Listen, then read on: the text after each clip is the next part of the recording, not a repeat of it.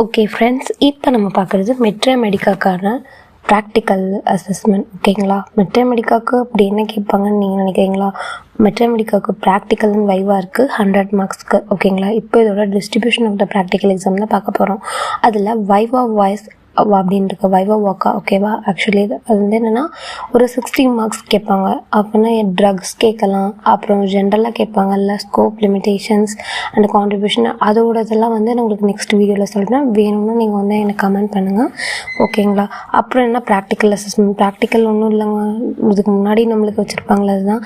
Next spotters அப்படின்னா வந்து அந்த பிக்சர்ஸ் வச்சு என்னென்ன இருக்குது அப்படின்னு கேட்பாங்க. அசஸ்மெண்ட்னால் வந்து நீங்கள் ரெக்கார்டு அதெல்லாம் எழுதிருக்கீங்கள, அது மட்டும்தான். இன்டர்னல் அசஸ்மெண்ட்னால் நான் முன்னாடி சொன்ன மாதிரி தான் நம்மளோட 3rd டேர்ம் வரைக்கும் நம்ம எழுதியிருக்கிற அந்த அசஸ்மெண்ட்ஸ், அதாவது எக்ஸாம்ஸ் மிட் டேர்ம் மாதிரி எழுதிப்போம் இல்லை, first term, second term, 3rd term semester, அதுதான் சொல்கிறாங்க. ஓகேங்களா? இதெல்லாம் மொத்தமாக சேர்த்து 100 மார்க்ஸ் கொடுக்குறாங்க. என்னென்னா ஃபஸ்ட்டு வந்து என்ன 60 மார்க்ஸ், அப்புறம் ப்ராக்டிக்கல் 20 மார்க்ஸ், தென் திருப்பி பார்த்தீங்கன்னா ஒரு 20 மார்க்ஸ் கொடுக்குறாங்க நம்மளுக்கு.